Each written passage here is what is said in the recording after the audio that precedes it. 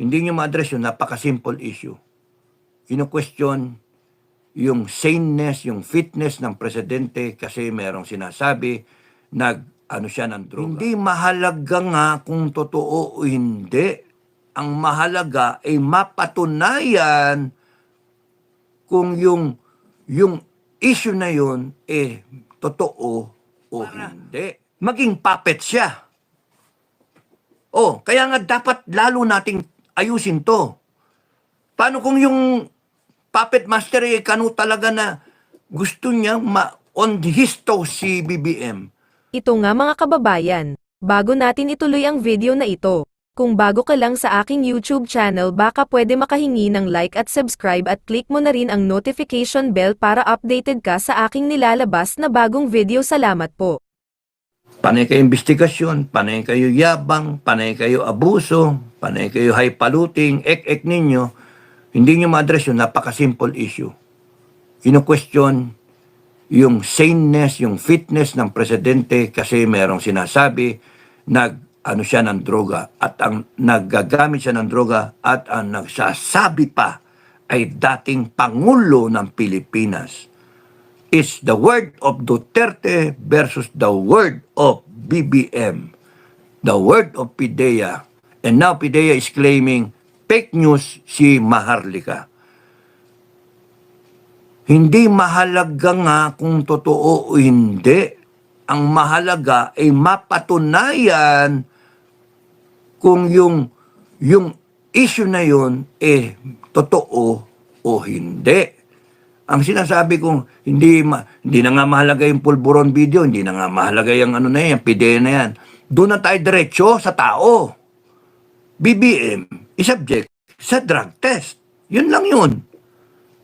Because you cannot go on being the President of the Republic where the geopolitics in the area can result to a world war and you have a president na dinidiktahan ng US kasi nga may ex-deal kunwari sa kayamanan ng Marcos. Isa yun.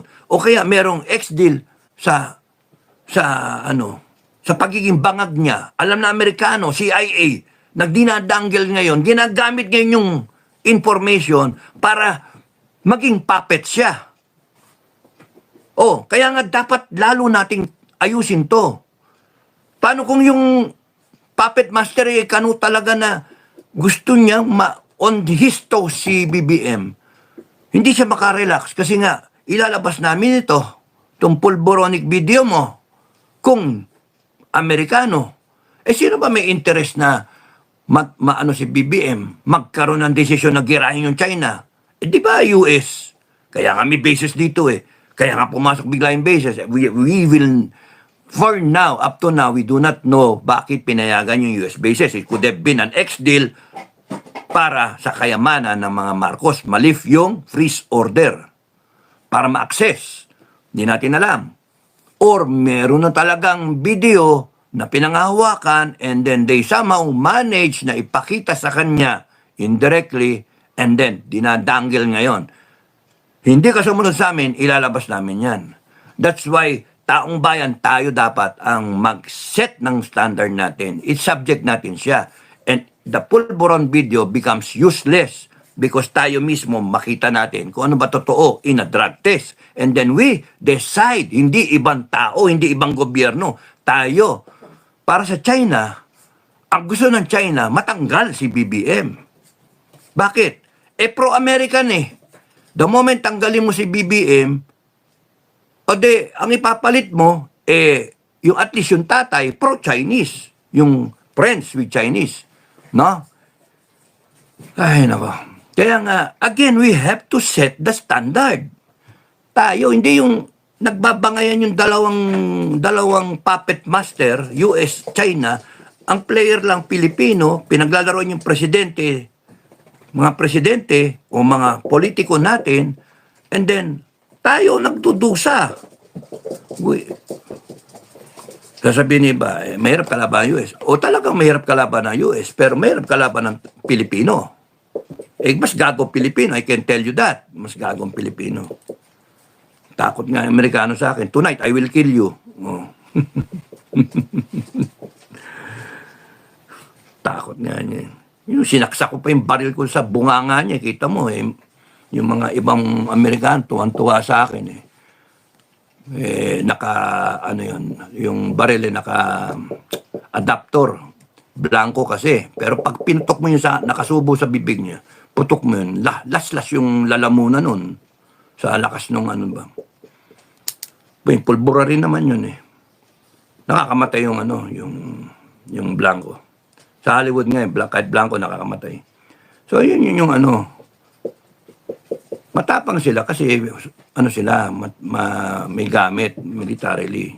Pero that doesn't give them the moral high ground. Tayo, we have the moral ground na depensa natin, sarili natin lupa, ipaglaban natin. Yun lang, ganun kasimple lang. And we should chart our own destiny. Not China, not US.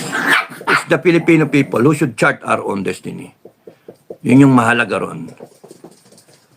Ngayon yung mga nagsasabi, hindi pwede si BP Sara. How can you say hindi siya pwede? Ako, sinasabi ko pwede si BP Sara. Pagbigyan natin. Tsaka, kahit ano sabihin natin, siya ang Vice President. Pudpud yung gulong mo, flat tire, papalit mo yung Vice President. I'm sorry, Sara, na I'm making it sound na ano ko lang, yung spare tire, no? You're equally qualified. And anytime the president can be replaced. And kaya nga lang ngayon, imbis na impeachment, hindi naman kaya ng Congress na ma-impeach yan dahil sa kakampi niya, pati Senado. It is the taong bayan. Kaya nangyari kay Erap noon, EDSA 2. So, ang problema yung armed forces na ikinakatakot na ibang tao. Kaya nga, matatakot kayo sa armed forces. Hindi kayo dapat matakot sa armed forces. Tapos sila sabi, bayad na, bayad na. How sure are you? Nandun ba kayo sa transaksyon, doon sa ex-deal? Excuse me.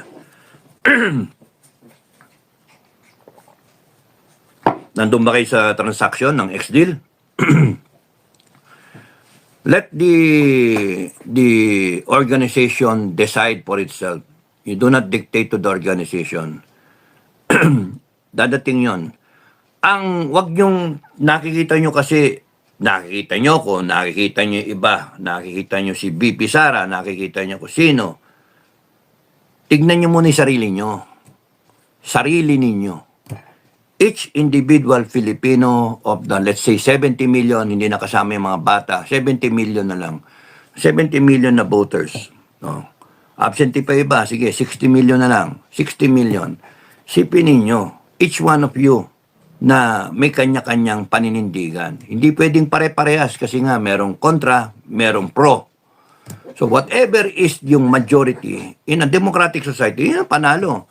So ang kinakailangan lang, yung ikaw, yung kaliwa mo, yung kanan mo, yung harap, yung likod, you all agree into that day na you stand up and then say, tama na.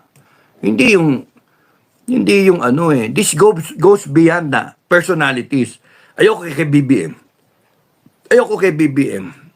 Ano inaayawan nyo kay BBM? Yung galing niya, yung ano. This is not about personalities. This is about yung mali.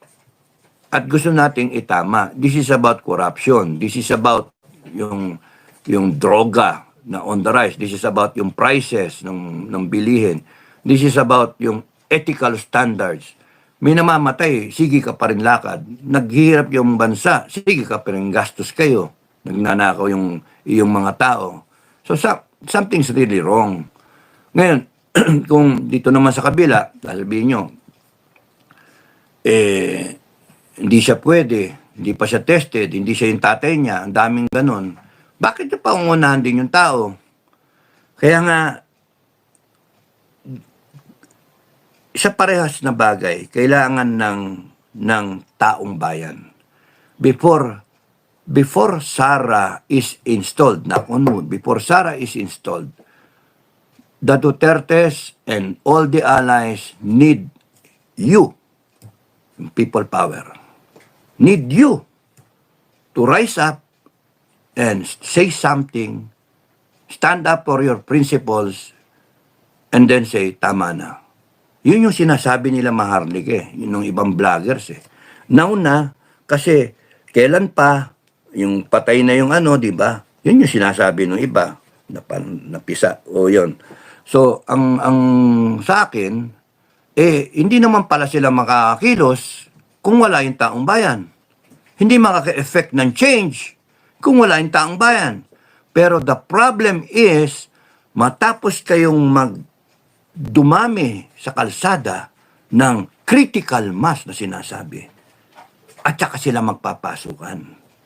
Ang sa akin, ang inaano ko, gusto kong mangyari, na kinrate mo yung critical mass and then ipatunayan mo na ikaw yung concern sa Pilipinas, kayo yung masusunod. And susunod yung armed forces. And then ayusin na. The board of directors will see to it that the next president down the line, the next officers of the company down the line will follow the parameters, the standing orders of the board of directors.